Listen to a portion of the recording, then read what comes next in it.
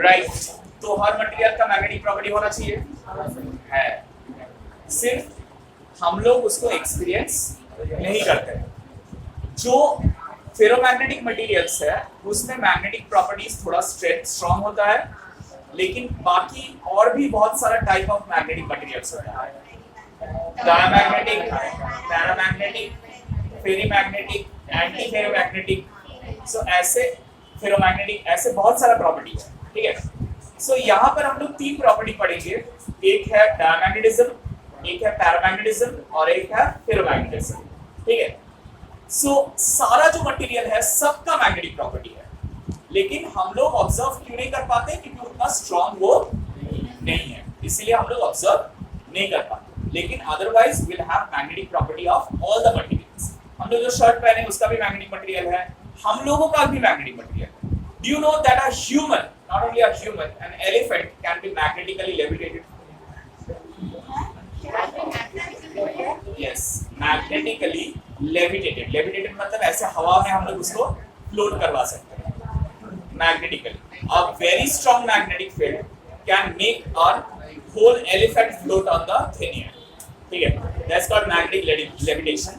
So that's a different concept, but the basic concept is every atom has got some magnetic property, ठीक है। और पहले हम लोग देखेंगे कि इलेक्ट्रॉन अपना मैग्नेटिक प्रॉपर्टी कैसे क्रिएट करता है, then we'll discuss about this atoms and its types, okay। So the first thing over here we'll be discussing, give the heading magnetic dipole moment of a revolving electron। Magnetic dipole moment of a revolving electron, ठीक है।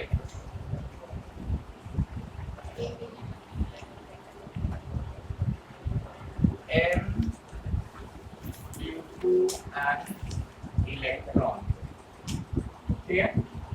सो देखो, मान लो यहाँ पर एक electron है जो अपना न्यूक्लियस के चारों ओर, ये न्यूक्लियस है और इसके चारों ओर एक इलेक्ट्रॉन घूम रहा है, it is rotating around the nucleus, ठीक है। सो अगर ये रोटेट कर रहा है, से हम लोग इसका रोटेशन एक डायरेक्शन दे देते हैं, मान लो ऐसे एंटी क्लॉकवाइज डायरेक्शन में रोटेट कर रहा है, ठीक है। सो ये रोटेटिंग इलेक्ट्रॉन का क्या निकालना है हम लोगों को, what do we need to find out, magnetic moment due to the electron. अब बताओ मैग्नेटिक मोमेंट का फार्मूला क्या है? हर्ष, you get out of the class please।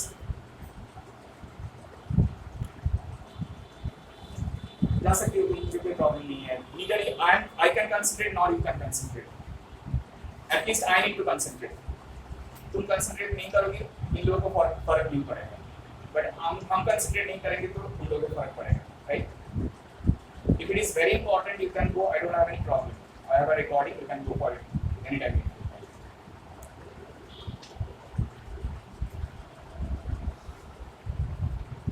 So M due to an electron, magnetic moment due to an electron, revolving electron is, how do you find it out? कैसे निकालेंगे हम लोग? M का formula मालूम है, I into A होता है। What is M? M is I into A, current strength into area vector, right? So यहाँ पर current strength निकालना है और area vector निकालना है। current कैसे निकालेंगे हम लोग? I is equal to charge by time, so E by time period of revolution। So how do you find out time period of revolution? So I को हम लोग लिख सकते हैं E by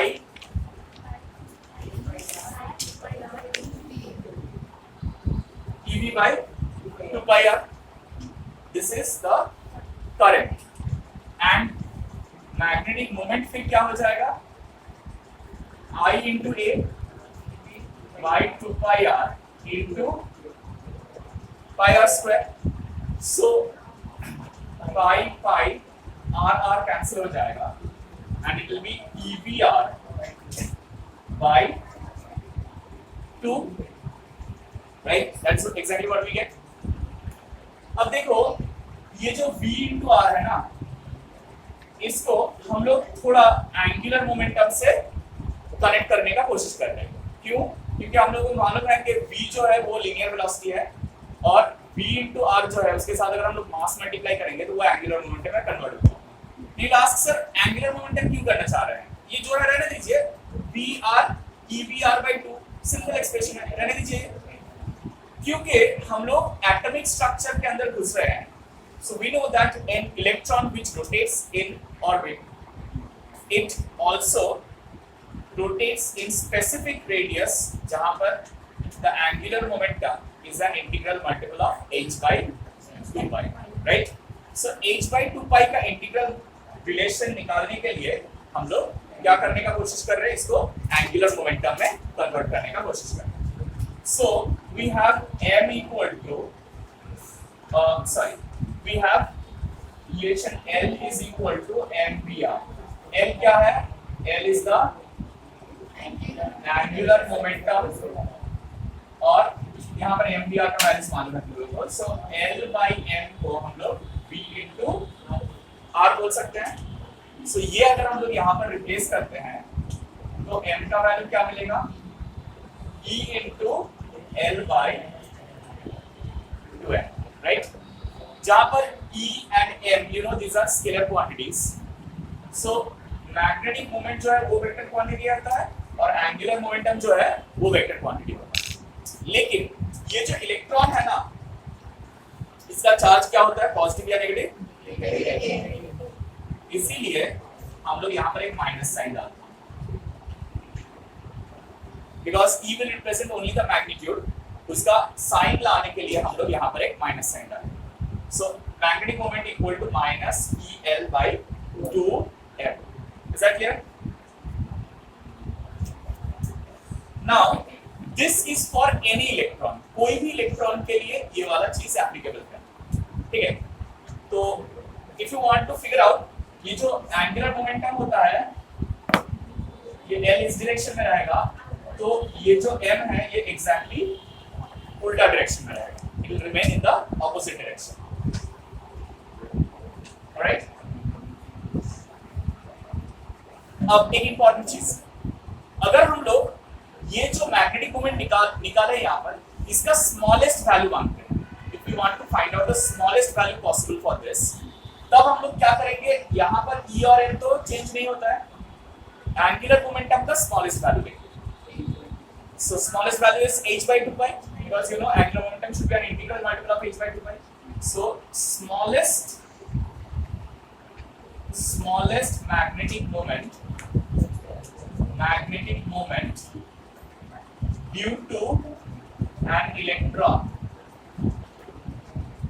electron is denoted by mu, ठीक है?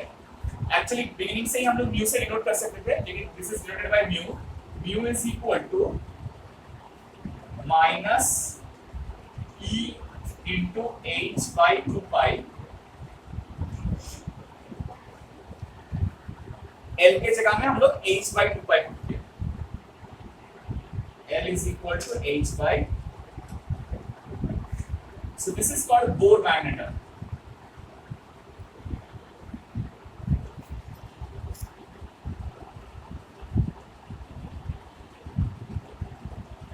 इसे bore magneton बोला जाता है। वो अच्छा, सॉरी बोर मैग्नेटन, ठीक है? This is what we call Bohr magneton, the smallest value of magnetic moment.